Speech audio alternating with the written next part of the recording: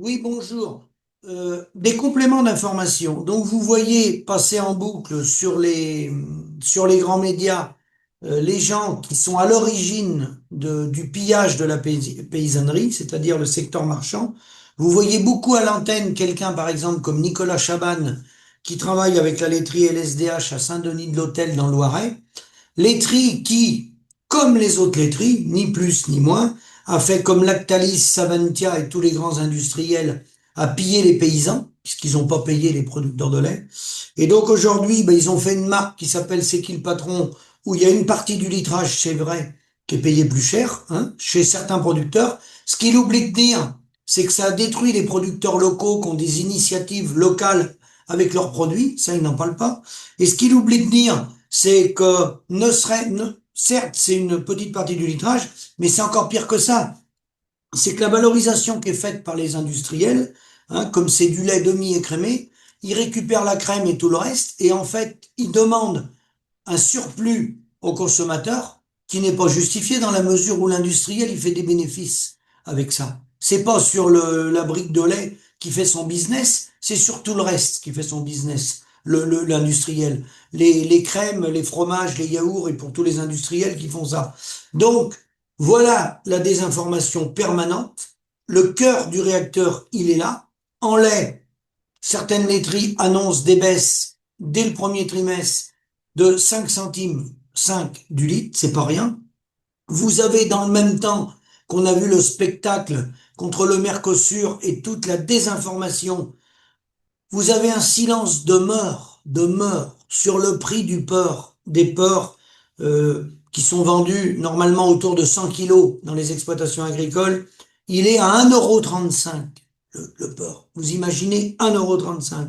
Et Leclerc est en train de faire des promotions entre 1,70 € et 1,80 €, c'est-à-dire en dessous le coût de production pour rémunérer les producteurs de porc, qui est à 2,30 €. Comme je vous l'ai dit, la céréale, le coût de production, prix minimum, là je parle de prix minimum, pour renouveler les générations et faire des bâtiments, renouveler les bâtiments et les parcs matériels.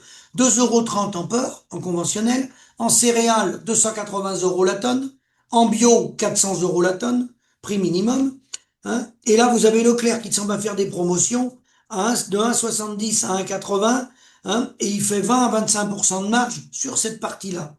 Hein via l'abattoir qu'il a à Kermoné, en Bretagne.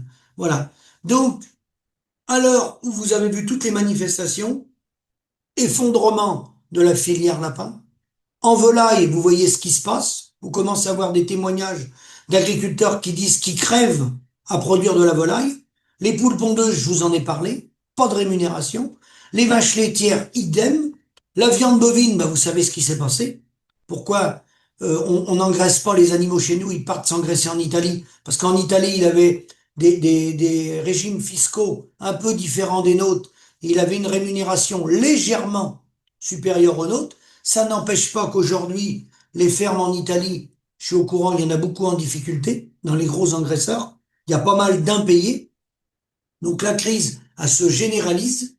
Toutes les productions sont concernées, que ça soit le lait, le mouton, j'en parle pas. C'est cata, le mouton, catastrophique. Donc, vous voyez où on en est. Vous voyez où on en est. Et pendant ce temps-là, on va vous mettre les projecteurs sur le Mercosur. Voilà.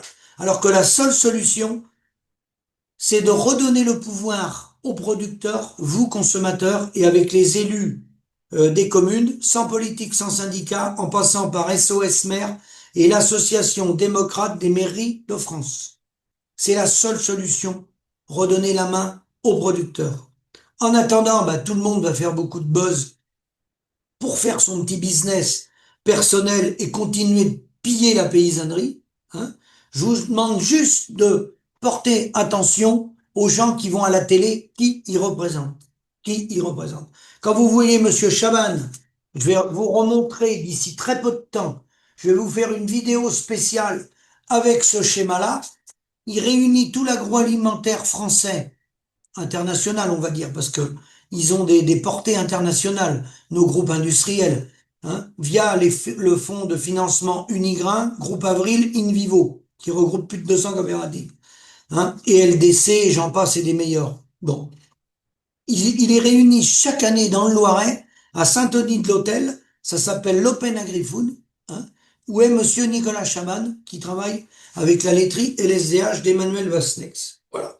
Et ces gens-là vont nous faire croire qu'ils vont arriver en sauveurs. D'accord? Ils ont ruiné la paysannerie depuis 50 ans, et bizarrement, ils arrivent avec des marques, ils disent, voilà, on vient vous aider les paysans. Alors, déjà, s'ils viennent aider les paysans, ça veut dire que les paysans, ils sont malades.